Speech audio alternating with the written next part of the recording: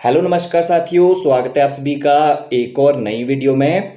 तो आज का अपना टॉपिक है डीसी मोटर का। इम्पोर्टेंट टॉपिक है और कॉम्पिटिटिव एग्जाम में भी यहाँ से काफ़ी सारे प्रश्न पूछे जाते हैं। तो इस वाली वीडियो में हम डीसी मोटर के इम्पोर्टेंट क्वेश्चन देखेंगे जो लगातार कॉम्पिटिटिव एग्जाम में रिपीट होते रहे हैं और हर एक क्वेश्चन को डिटेल्स एक्सप्लेन भी करेंगे ताकि एक ही क्वेश्चन से आपके ज़्यादा से ज़्यादा डाउट क्लियर हो। वीडियो को स्टार्ट करने से पहले दोस्तों आपको मैं बता दूं, ये हमारे इलेक्ट्रिकल के इम्पोर्टेंट क्वेश्चनों की सीरीज का 12वां पार्ट है। अगर आपने स्टार्टिंग के 11 पार्ट नहीं देखे हैं तो आप उनको भी जरूर से देखें। तो हर रोज की तरह पहला प्रश्न आपके लिए है और इस प्रश्न का सही आंसर आप सभी लोगों ने नीचे कमेंट बॉक्स में बताना है। प्रश्न है, एक मोटर की शाफ्ट पे मिलने वाली मैकेनिकल पावर होती है। ये जो मोटर की शाफ्ट है यहाँ पे हमें लोड के लिए जो मैकेनिकल पावर मिलेगी उसको क्या कहते हैं। ऑप्शन एक है IHP यानी induced horse power, option B है BHP यानी ब्रेक हॉर्स पावर और ऑप्शन 3 है FHP यानी फ्रिक्शन हॉर्स पावर। तो इस प्रश्न का जो भी सही आंसर होगा वो आप सभी लोगों ने नीचे कमेंट बॉक्स में बताना है और इसका जो सही आंसर है वो आपको मैं वीडियो के एंड में भी बताऊंगा। तो बढ़ते हैं आज के अपने पहले प्रश्न की ओर। आज का अपना पहला प्रश्न है, एक डीसी मोटर में घूमने की दिशा ज्ञात की जाती है। यानी एक जो डीसी मोटर है उसकी रोटेशन ऑफ डायरेक्शन कैसे ज्ञात की जाएगी। तो इसके लिए दोस्तों एक नियम लगता है फ्लेमिंग के बाएं हाथ का नियम, जिसे लेफ्ट हैंड रूल भी कहते हैं। और यहाँ पे अगर डीसी मोटर की जगह पे डीसी जनरेटर के बारे में पूछा जाता तो डीसी जनरेटर में घूमने की दिशा पता करने के लिए फ्लेमिंग के दाएं हाथ यानी राइट हैंड रूल का इस्तेमाल किया जाता है। अब ये लेफ्ट हैंड रूल होता क्या है, यहाँ से भी प्रश्न बनते हैं। इसमें होता क्या है, हम अपने लेफ्ट हैंड रूल को इस प्रकार से रखते हैं जिसमें जो हमारा अंगूठा तर्जनी उंगली और मध्य उंगली के बीच में 90 डिग्री का कोण बनता है। आपसे पूछा जा सकता है कि इन तीनों उंगलियों के बीच में कितने डिग्री का कोण होता है, तो ये 90 डिग्री का रहता है। और इसमें जो हमारा अंगूठा होता है ये डायरेक्शन ऑफ रोटेशन को बताता है, गति की दिशा।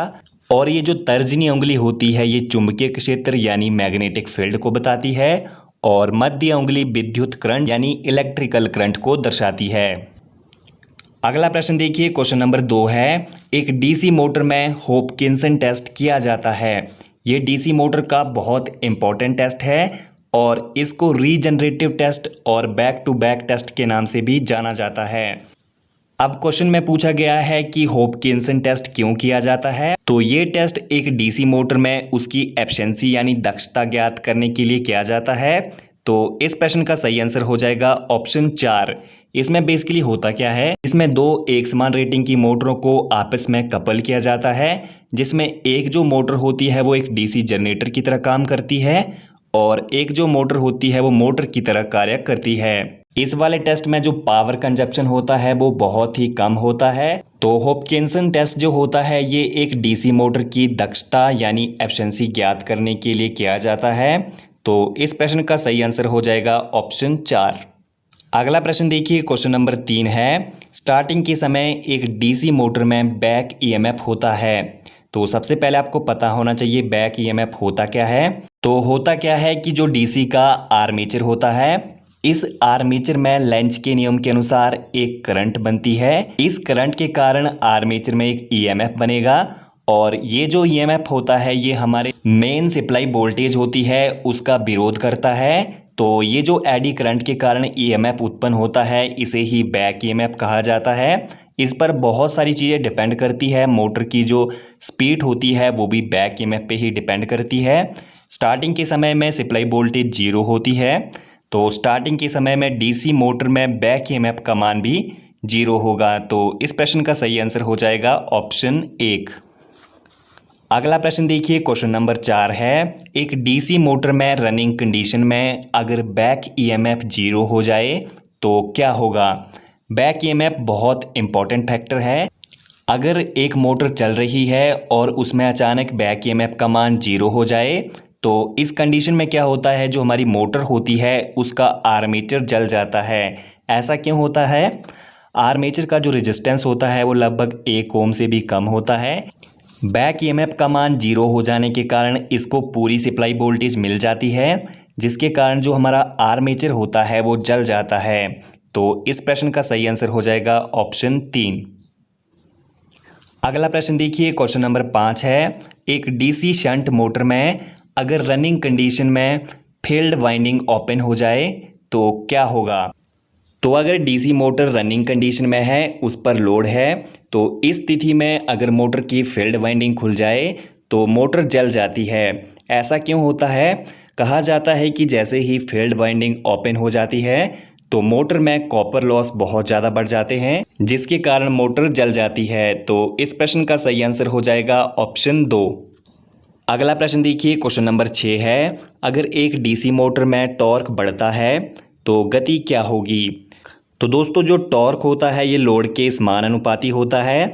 अगर मोटर पे लोड बढ़ाया जाएगा तो मोटर का टॉर्क भी बढ़ता है, और लोड बढ़ने के साथ जो स्पीड होती है वो अपने आप कम हो जाती है। तो इस प्रश्न का सही आंसर हो जाएगा ऑप्शन 2, मोटर की स्पीड कम हो जाएगी। अगला प्रश्न देखिए दोस्तों, क्वेश्चन नंबर 7 है, मोटर में ब्रेक टेस्ट का इस्तेमाल किया जाता है। तो ब्रेक टेस्ट ये भी एक डीसी मोटर पे किया जाने वाला टेस्ट है। तो इसके ऑप्शन है, ऑप्शन 1 है डीसी शंट मोटर पे, ऑप्शन 2 है डीसी कंपाउंड मोटर पे, और ऑप्शन 3 है डीसी सीरीज मोटर पे। तो इस प्रश्न का सही आंसर हो जाएगा ऑप्शन 3, डीसी सीरीज मोटर। इस टेस्ट को दोस्तों ऑन लोड टेस्ट भी कहते हैं। इस टेस्ट के द्वारा डीसी मोटर की एफिशिएंसी यानी दक्षता ज्ञात की जाती है। तो ब्रेक टेस्ट हमेशा डीसी सीरीज मोटर पे होगा, और इस प्रश्न का सही आंसर हो जाएगा ऑप्शन 3। अगला प्रश्न क्वेश्चन नंबर 8 है, एक डीसी मोटर की मैक्सिमम दक्षता होगी। दक्षता को एफिशिएंसी कहते हैं इंग्लिश में। तो इसका जो सही आंसर है, जब बैक ईएमएफ सप्लाई वोल्टेज की आधी होती है तब एक डीसी मोटर मैक्सिमम दक्षता देती है। तो इस प्रश्न का सही आंसर हो जाएगा ऑप्शन 2। अगला प्रश्न क्वेश्चन नंबर 9 है, एमजी सेट में किस मोटर का इस्तेमाल किया जाता है। तो ये होता है एक एमजी सेट, और इसमें एक मोटर और एक जनरेटर को कपल करके चलाया जाता है। इसमें जिस डीसी मोटर का इस्तेमाल होता है वो होती है डीसी शंट मोटर।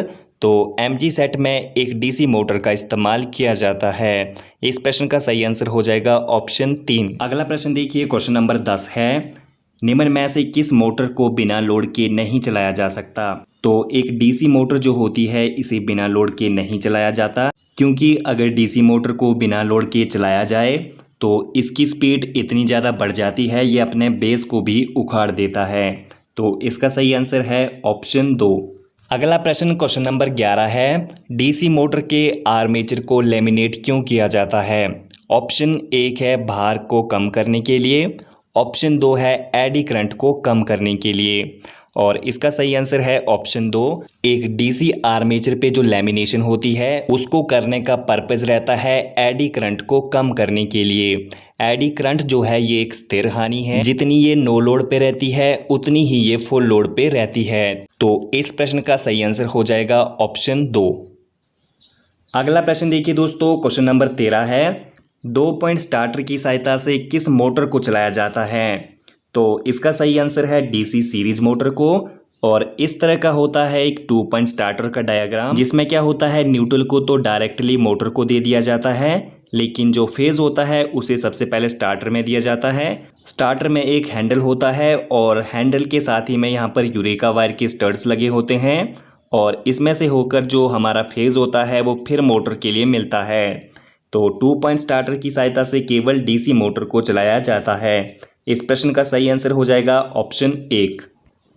अगला प्रश्न देखिए, क्वेश्चन नंबर 14 है, एक डीसी मोटर में इस्तेमाल किए जाने वाले कार्बन ब्रश का उद्देश्य होता है। तो एक डीसी मोटर में जो हम कार्बन ब्रश इस्तेमाल करते हैं तो इनका काम रहता है आर्मेचर को सप्लाई देना।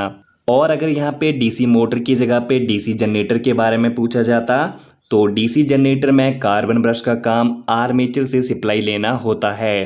कार्बन ब्रश का जो वोल्टेज ड्रॉप होता है वो 2 वोल्ट होता है। तो इस प्रश्न का सही आंसर है ऑप्शन 1, आर्मेचर को सप्लाई देना। अगला प्रश्न देखिए, क्वेश्चन नंबर 15 है, एक स्टार्टर में इस्तेमाल की जाने वाली एनवीसी का पूरा नाम होता है। तो एनवीसी ये स्टार्टर में इस्तेमाल की जाती है, और इसका काम होता है जो स्टार्टर का हैंडल होता है उसको ये मैग्नेट के थ्रू पकड़ के रखता है। एनवीसी का पूरा नाम नो बोल्ट कॉइल होता है। तो इस प्रश्न का सही आंसर हो जाएगा ऑप्शन 3। तो अब बात कर लेते हैं आज के अपने पहले प्रश्न की। आज का अपना पहला प्रश्न था, एक मोटर के शाफ्ट पर मिलने वाली मैकेनिकल पावर होती है, तो ये रहती है bhp और इसका पूरा नाम होता है ब्रेक हॉर्स पावर। तो इस प्रश्न का सही आंसर था ऑप्शन 2। तो ठीक है दोस्तों, फिलहाल इस वाली वीडियो के लिए इतना ही। आई होप आपको ये वाली वीडियो पसंद आई होगी। पसंद आई है तो लाइक कर दो और अगर आप चैनल पे नए हो तो चैनल को भी सब्सक्राइब करके बेल वाला आइकन को भी ऑल पे सेट कर दीजिए।